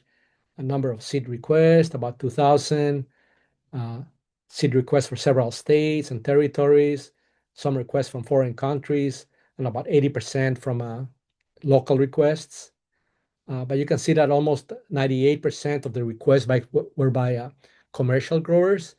So we were actually supplying a lot of commercial farmers at the time as compared to home gardeners, which is kind of surprising that the varieties were still on demand by commercial growers. Some of the statistics at the time for tomatoes, we're selling about 20 pounds, soybeans about 400 pounds, beans about 600 pounds, sweet corn very popular, about 2,500 pounds. So a relative good demand for many of the crops that we were providing at the time. On the right-hand side is the number of home garden packets. So we were also reaching a lot of home gardeners around the state. And this table here kind of illustrates the year when the variety was released, but that we were still providing it. So you can see that most of them were kind of dated. And this goes back to my comment that we actually need to maintain the quality and the selection from year to year. If not, the cauliflower that were selling in the 90s may be different from the original trait that they had back early on. So say with some of the eggplants, some of our growers were saying, hey, this variety doesn't look like the original Waimanalo long or so on. So it's sweet potatoes in this 1972, kai choy 1960, pole beans 1984, cauliflower 1955. So some varieties were already kind of old, but we were still supplying. So as part of the work, our planning for the conference, for the seed conference, Nancy led a seed assessment program, a seed survey that we conducted with Nancy and with the guys on the mainland that assisted us to develop the survey. So we got about 130 responses, and it gave us a lot of feedback and insight in terms of what do gardeners and farmers knew at the time and what were they interested in. And I think the responses are still timely. So this is an overview of what the survey showed. In terms of the farm size of the participants, the range was 0 to 250 acres farm size. Most farms were about 1 acre in size, average about 10 acres. And we had a couple of larger farms in terms of the participants in the survey. In terms of the environmental conditions of our farmers or gardeners, a wide range from 9 to over 180 inches of rain, elevation, sea level, to 200 to 1,000, and 1,000 to 3,000 feet elevation range. Temperature minimums 30 to low 80s, and temperature maximums low 80s to 90s. So while there's a wide diversity and a challenge of production, this offers a great opportunity for us to do multi-location evaluations. And like we were talking about earlier, by conducting multiple trials, you can get a lot of results a lot quicker if you're selecting for particular traits to identify genetic and environmental interactions. So it's a huge opportunity in Hawaii that we have so many microclimates, so many different soil types. So it's really like a microcosm uh, of the world. And when it comes to seed production, you could develop varieties targeted to specific locations, which again may have huge markets on an international level, such as for cover crops. So is breeding in Hawaii important for food security? There was a broad agreement that this was important, able to grow our own seed. Do you have experience producing or saving seed? Uh, Most of the respondents have some level of experience, range average about 10 years, median about 5 years, and about 43% has less than 3%, less than 40%, less than 3 years experience on our seed and seed collection. Have you conducted crop improvement and breeding?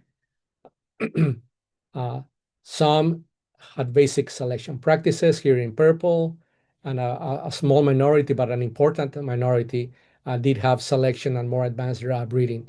So we did have a lot of gardeners uh, with experience on seed collection, and of course, uh, they can of course help to share information with other gardeners about seed production, so they can become part of the team in terms of information dissemination. Have you participated in seed exchanges? In purple, yes, in the past, but not currently. Here in orange, yes. Here in orange, yes, currently involved in a regular seed exchange. So a lot of interest in seed exchange programs around the state with the participants of the survey. You have seed saving skills. Most were beginner, here in blue, moderate skills, in purple, a good number, and advanced skills here in darker orange. So we had a lot of gardeners and farmers with some level of experience. In terms of what information would they like to learn more about, in terms of seed saving, some of the highlights included what is the proper isolation distance, about 65% of responders, or what is the proper population size that I should have when I'm keeping seed, what's the proper time of seed maturity and harvest time for the seed. This is probably a biggie. Harvest guidelines, how to do it properly, what is the methods for processing and storing, and what are the guidelines for logging the volunteer plants that you don't want to contaminate your seed collection. Are you interested in a public seed initiative? And what activities are you interested in? Saving seed for personal use, restoring seed of heritage or traditional Hawaiian crops, seed exchange programs, attending advanced seed saving class, participating in variety trials, and attending a class on crop improvement. In terms of what crops were they familiar with or successful in growing, most of the popular crops included beans, brassicas such as kale, lettuce, uh, native crops, papaya, pumpkin, sweet corn, and tomato. Also, at a lower level, arugula, basil, beans, cilantro. At a lower level, basil, beans, dill, edible hibiscus, green onions. So a lot of valuable information from the survey. What about what are the crops more difficult for seed production? Number one, most of the had difficulty, basil, beans, pepper, broccoli, onion, carrots, native species, and corn. The most mentioned overall included arugula, beets, broccoli, cabbage, and crops such as carrot. So a lot of insight in terms of developing educational programs. So I think that's all I have. I wanted to give you an overall perspective in terms of some of the early work that I did, in terms of the breeding program at UH. I talked about the neoliberal perspective, but uh, I think that it's not set in stone, the neoliberal perspective that we have also adapted in the state to a degree, and that we as a community of farmers, as citizens, we are able to change the direction of some of these programmatic activities. So this is why I try to encourage growers. I know it's real difficult in Hawaii to organize because we're all working 7 days a week. Especially small farmers are real busy.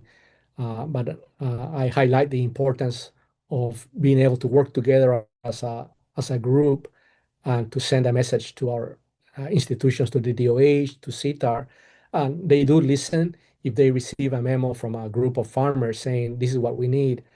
I think they do pay attention, and eventually it may trickle down to have an impact on some of our research and educational programs. So thank you, everybody. And I don't know if anybody has questions.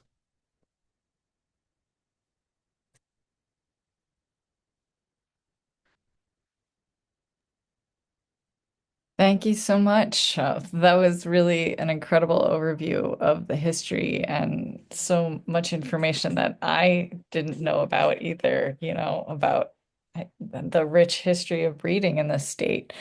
So yeah, we'll take a few minutes here to take questions from everyone, and then we will turn it over to Glenn for a little bit of an update on his end, before we close out this evening.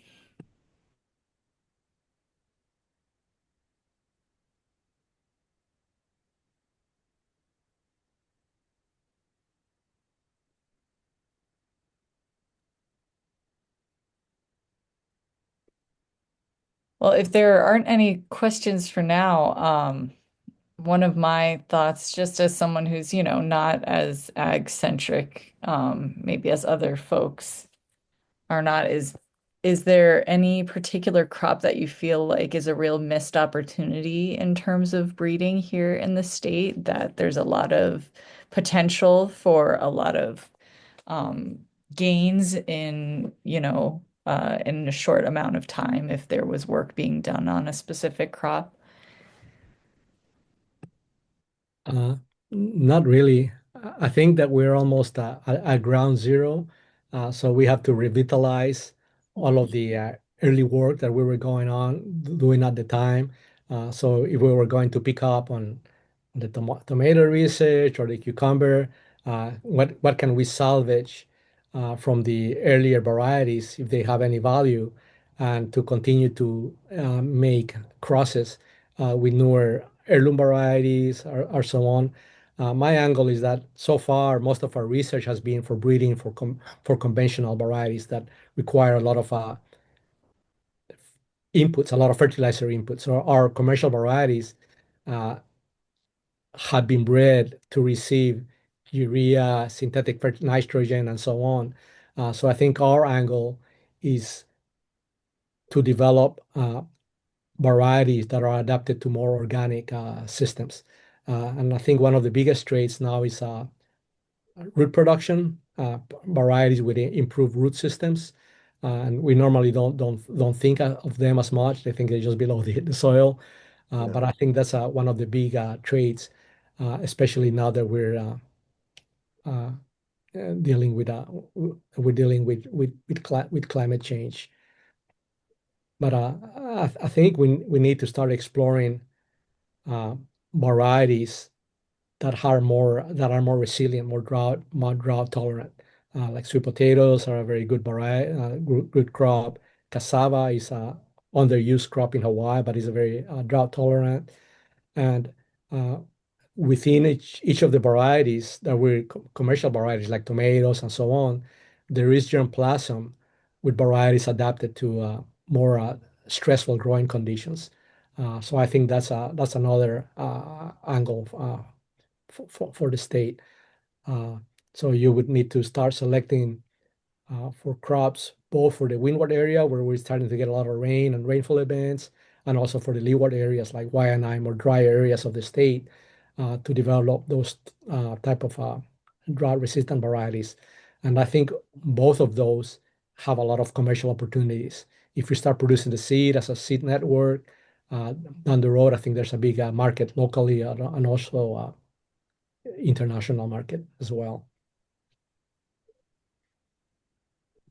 Thanks. So Bonnie was asking, do you have any suggestions for how to promote more mycorrhizal activity, maybe like plant or tree combinations or different conditions? Uh, yeah, my my perspective is that our soils, where we have soils, already are rich in microbial diversity, so that we just have to promote that microbial activity through production practices such as compost applications, the use of organic mulches, the addition of organic amendments. And in doing so, you're gonna enhance uh, that level of microbial activity.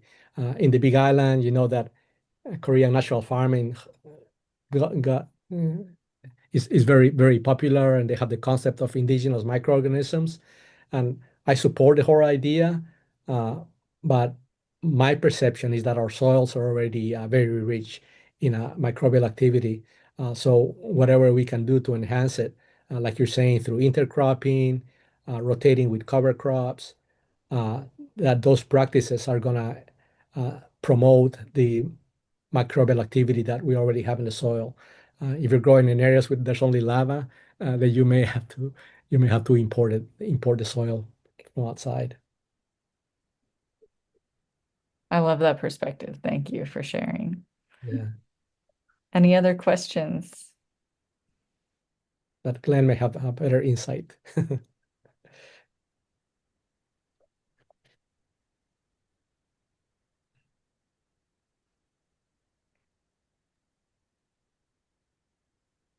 Right. Well, I think if anybody has anything else come up as we're talking through this a little further, just feel free to throw it in the chat and we'll try and get to your questions by the end of today.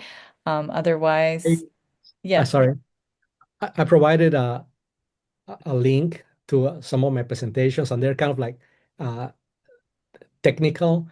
But in some of those presentations, I do provide kind of like a ecological perspective in terms of how to use germplasm crop varieties, but also how to manage the ecosystem to improve nutrient cycling within our farms.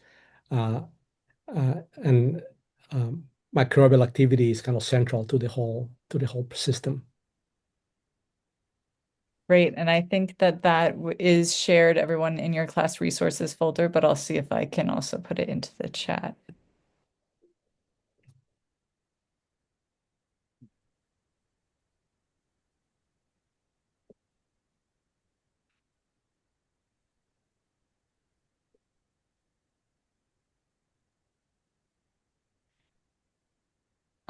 To the rest of our group, do we have a resource on all the isolation distances and population size for seed saving? Where would they find that?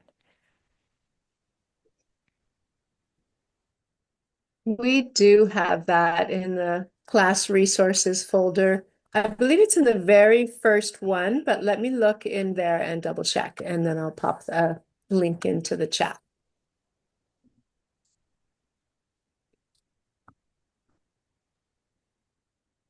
Great, thank you. And we will make sure to get a copy of the presentation to also put into the resources folder. All right, Glenn, would you like to continue the conversation? Yeah, well, first of all, thanks, Hector. A lot of good information. Kind of a mind-blowing thing. I mean, I remember a lot of this stuff, but it's really good to catch up on every single one of them. I just wanted to chime in on one thing you said about, like indigenous microorganisms. Yeah, we had some real crazy people over here into, just like this is going to solve the world. And, I keep telling them, I said, it's the icing on the cake, but it's not the cake. The cake is organic matter, organic matter, organic matter. And if the conditions are right, everything in there is going to thrive.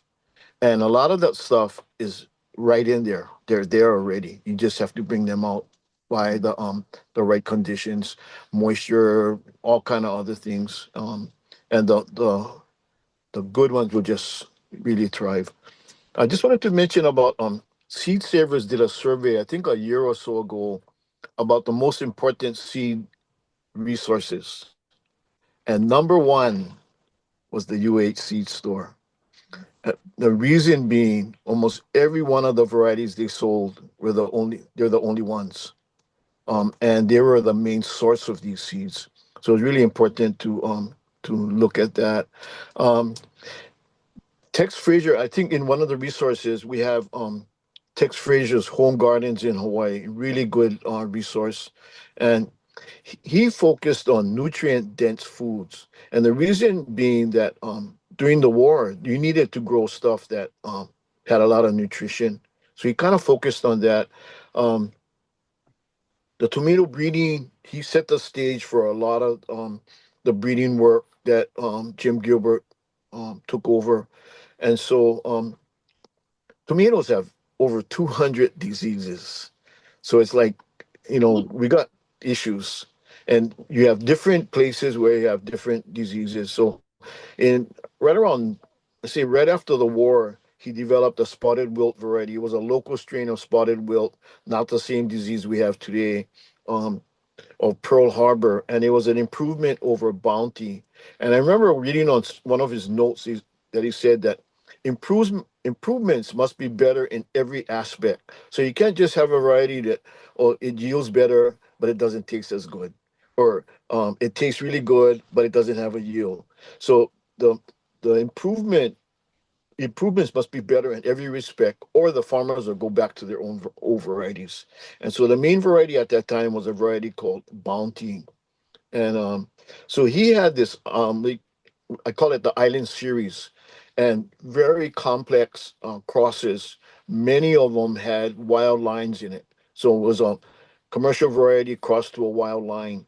Um, and he had all these different island series. And he also had another one called Kalohi. And Kalohi is the channel between Molokai and Lanai, and it was a cross between Molokai and Lanai. Jim Gilbert came along. He grabbed onto these. The other thing that, Hector mentioned is STEP. Okay, the STEP stands for Southern Tomato Exchange Program. And what the STEP was is that they had breeders in each state breeding for a different problem. So now North Carolina had one issue, South Carolina had a different issue, Ohio and Michigan had bacterial issues, Florida had bacterial wilt and fusarium issues, and Hawaii was focused on nematodes and tobacco mosaic virus resistance. But what helped Hawaii is that we had all these different stations at different elevations, and we could be growing them year round. So other parts of the United States would have one season of growing. Hawaii could have two and possibly three seasons of growing, so they could really advance the breeding program. Um, so Jim Gilbert focused on what they call pyramiding or stacking resistance, and he got up to the point of resistance to 12 different diseases. Um, and there's an article I was trying to look for it, but breeding tomatoes for resistance to diseases, and they identify all the different varieties. So what would happen is everybody's developing a different state, the different varieties, and then they would run trials in each state. And Anahu tomato would invariably be one of the top varieties. That was consistent. In fact, one of the main varieties for a while was a variety called Celebrity, and that comes out of Anahu. Most of the nematode resistant varieties in the world today come out of Anahu. There's another one called VFN 8 out of California. They use for processing tomatoes, but Anahu was one of the main ones. And at that time, Anahu had resistance to about 8 different diseases. So Jim Gilbert wanted to really speed up the process. So what he did was he made hybrids between the Hawaii lines and the steppe lines. So the lines that came from the different states. So he made these N series tomatoes, nematode resistant hybrids. And these guys took off. They were like the top, when they came out, it was the top variety in Israel, in El Salvador, and all over the world. And I got to mention how I met him. Well, I was walking down the hallway one day and he says, "Hey, you, come here." And he says, um, "What's your name? And what what school did you go to?" I said, "Oh, I went to community." And I said, "Well, from now on, you're working with me. And here's your desk." And he had like a foot high research papers and read all this. And I could have said something like, "Hey, I'm not interested," but the guy just really, I was really drawn to him. He was like a wiry guy. I worked with him in his last year at UH and learned so much from the guy. And so my job was to go down to Pomo Station and review 93 varieties of tomato for quality characteristics. So the color of the tomato, cracking, the size of the stem scar, all these different things, and also tasting. But cracking was a big problem on the nematode-resistant tomatoes, and it was a kind of like genetically linked. So we had to find that one tomato that didn't have cracking. And so the first day of work, I told him, "Doc, I can't do this. My stomach is hurting, and I just ate 40 tomatoes." And he said, "I didn't tell you to eat the tomato. Just taste it and spit it out." I said, "Oh, okay." So I went through that, but amazing, amazing man. Was breeding all kinds of stuff. I mean, his snow peas are still the top snow peas in the United States, and everybody uses them to breed for resistance to powdery mildew, which is a major problem. And so when I went to Oregon State a couple years ago, I was talking to Jim Myers. I said, "Wow, your peppers, I mean your snow peas are like the best. They're like, they got resistance to these diseases." He said those resistances came from the Hawaii variety. So a lot of the diseases resistance out there for these crops came out of Hawaii, and it was just really amazing. Um, so I always asked him, "Why did you name it this? Why did you name it that?" So Helani was named after his daughter's canoe club, Hailani Canoe Club. And a lot of the varieties were named after his favorite fishing places. So the soybeans were Kahala, Kailua, Kewalo was one of his favorite fishing spots. And so yeah, a lot of these names came out of favorite fishing areas. Um, the soybeans were the first soybeans resistant to nematodes. So you had names like Kahala, Kailua, Kaiko'o. Those all are his fishing places. Um, Jack, a lot of these students worked with him. Like Jack Tanaka was one of his students. Ken Takeda, I was able to work with both of them. A lot of the sweet potatoes we probably lost already because you have to maintain the plants and the diseases, insects would come in and wipe out the plants. It's really difficult. One of the best varieties came from a farmer in Waihole called Waimanalo Red, and seedlings were taken from this plant to create new varieties. And sweet potato is a hexaploid, so you could get a red potato and it'll come out all different colors, including two tones. Like the center might be purple and the outside might be yellow. So a lot of work to be done, but somebody had to maintain it, and university didn't maintain it. And today everybody chased after the purple one, but that one has a lot of problems and it's not refined. It's really bumpy. It gets real ugly sometimes, but everybody's chasing that purple color. Um, but on Molokai, we were growing a sweet potato, that white skin purple, and the farmers would spend all day trying to wash the red dirt off. And I remember telling them, "Oh, don't worry, one day we're going to find one with a red skin that matches our dirt." And they used to just laugh. They thought that was so funny. And 3 years later, one of the farmers calls me and says, "You got to come down. You got to come see this." He finds a red skin, purple flesh potato. He says, just what you said, you know. And I said, I knew it was going to happen sooner or later, you know. So we started propagating it, and we have some of those out there called mokuau. I don't see it around that much right now, but on these kinds of crops, somebody has to maintain it. Another person that you don't hear a lot about is Charles Poole.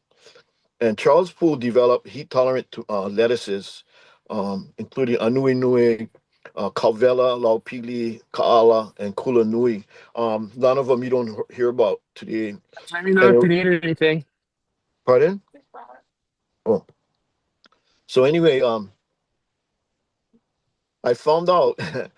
Just happened to be talking to Chris Robb on the day he gave up his farm. I had an exit interview with him, and I said, "You know who Charles Poole is?"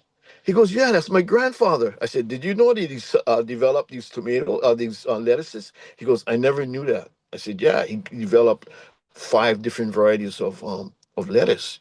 He also developed Hector mentioned this. He developed a high vitamin C tomato, and he actually won an award for that. Um, Another person that we didn't mention tonight was Dick Hartman, and Dick took over where Tex Frazier started with pole beans, and developed all these different pole beans. And Dick um, worked on pomoho, which took 10 years to develop. Um, Randy Hamasaki was an extension agent. He retired maybe about 3 years ago.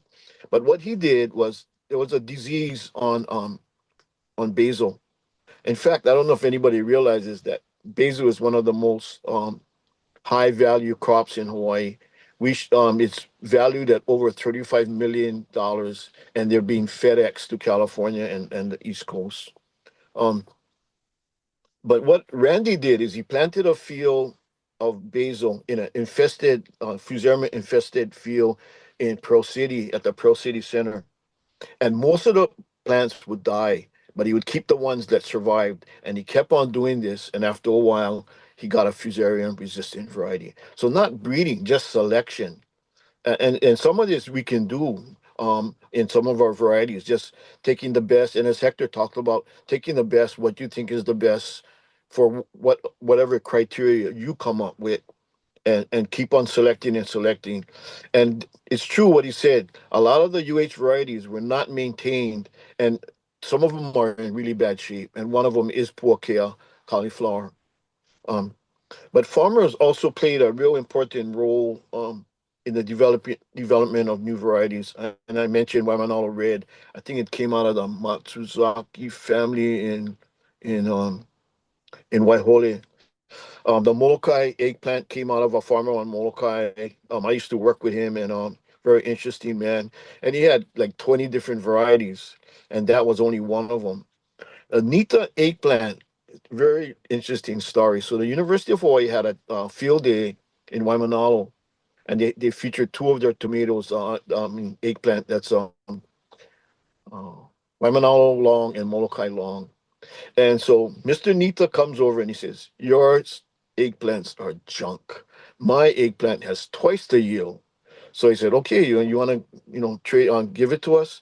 So he gave it and grew it out. Sure enough, it has a multiple fruiting habit. So instead of one eggplant coming out, two of them came out. And so university developed hybrids, Nita, Waimanalo, Nita, Molokai, excellent varieties. The Nita plant is a very strong plant, probably one of the most strongest eggplants I've seen. And so I met Mr. Nita in the early 90s at a Farm Bureau convention.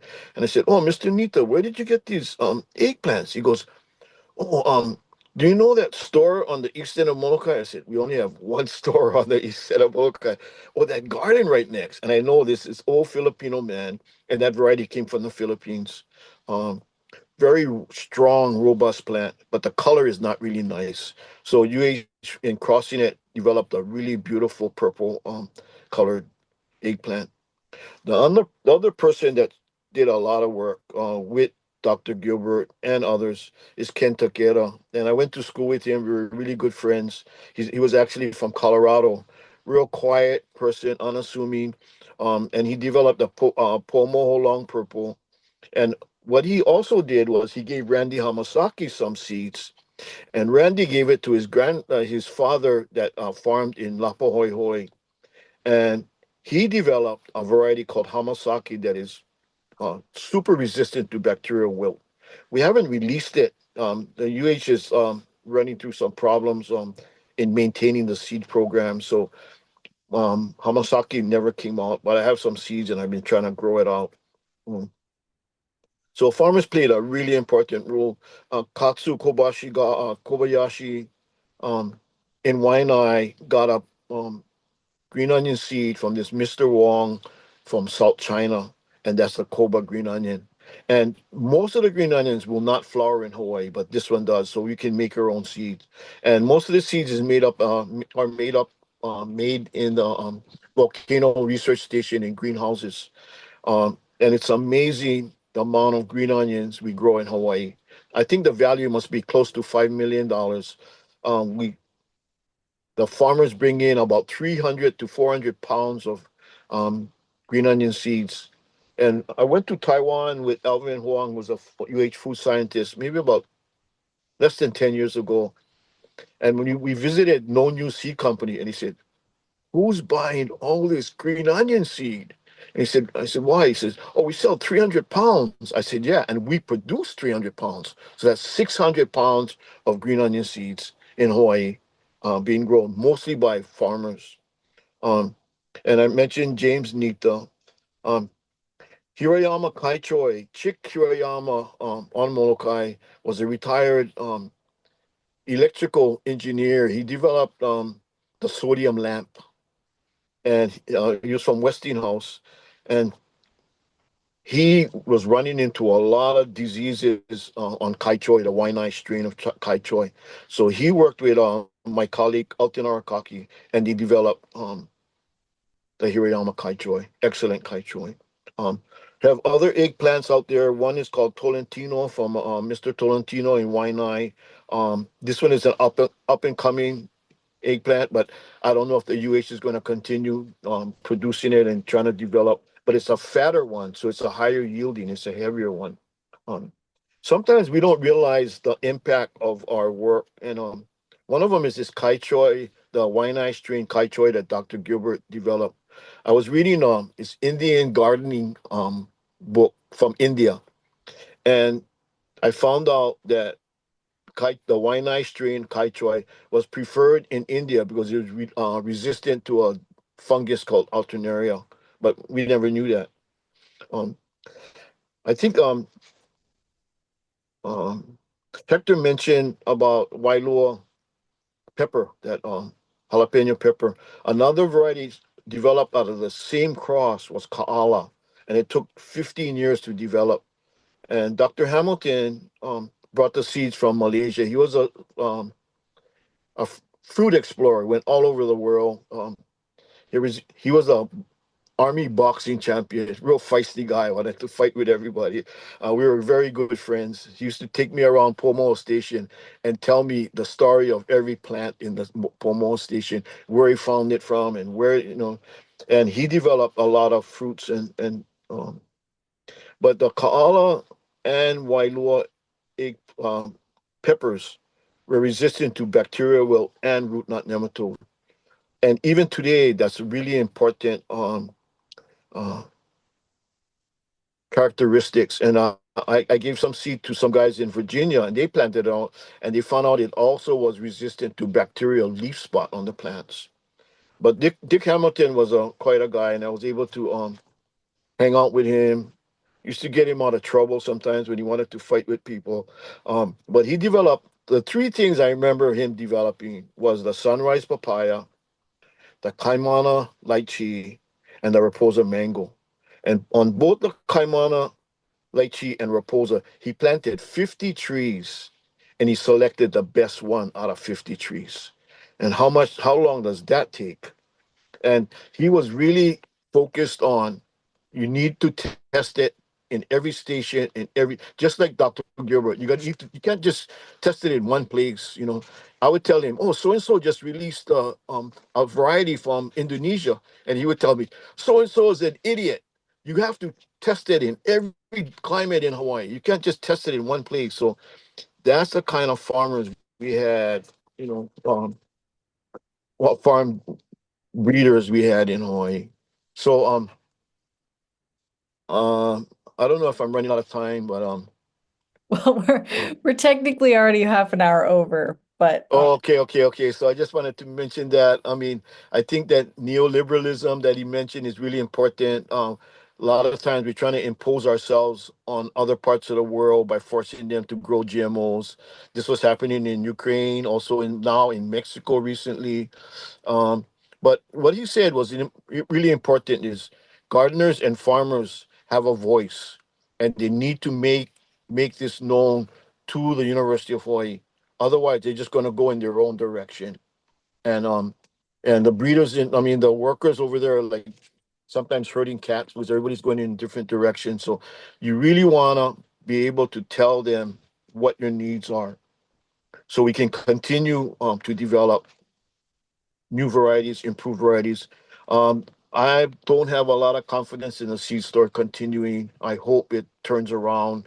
Right now, Pomo doesn't have water, so the farmers are trying to grow stuff like watering in from tanks and stuff, and they're really going through challenges. And I give the extension agents credit for going beyond the call and trying to continue to develop the seeds. And if they don't, we're going to continue to develop these seeds through the Hawaii Seed Growers Network. Thanks. all right. Thank you, everyone who has stuck around with us. I know it was a long one today, but we definitely wanted to make sure that we gave, appropriate space to these folks who are sharing so much important information with us. We so appreciate all the work and the years that you guys have put into this, and we do hope that we can keep it going. So thank you, everyone who has been here. You all are making it possible to keep this alive. Um, oh, Becca asks, are there ways that we can try and encourage UAs to focus efforts on the seed lab? Um, Call the dean's office. Yeah. Call the dean's office, everybody. Like just bomb them and tell them the seed store is really important. We need, for food security in Hawaii with the turnover and the federal government, food security becomes even more important, and the increasing cost to everything. We really need to do something. Hmm. Thank Yeah, I you. would say Thanks go, so go much. to the farmers union, have farmer organizations, make Yes. a payment, Mm. and send a letter, send a written letter. Yep. So much of the programs at UH and CTAR are funded through our Hawaii State Legislature. We can't Right. forget that. And Yep. and with the federal funding for agriculture through the USDA, many of the programs are being cut right now for research. So it's going to be important, even more important for the Hawaii State Legislature to understand what the foundations of community food security is and how they can support it. That's going to be a difficult one. Yep. But it's something that everyone in their own way can make it known to their legislator that developing food security for Hawaii at this time in history is of utmost importance. Yes. I agree. Yeah. So we're doing our part. Yeah. All of us. All of us Yes. are doing our part by learning how to grow seed from all these varieties in your unique environment. And I was just thinking about what Hector was saying is that what an incredible experiment this is. We've got, 30 some people, each growing out four varieties in unique places. Mm. Yeah. Um, and when we pull that seed together, it is going to be incredibly vibrant Yeah. because it's going to have so much different genetics in it. I Yeah. mean, I have no idea what it's going to be like, but it's going to be a wonderful. So thank you, everyone. Thank you. Thanks, everyone. Have a great evening. Good to see you, Take Maria. care. Aloha. Thank you, Hector. Thank Mahalo. you, Glenn. Thanks, Hector. Good to see you, man.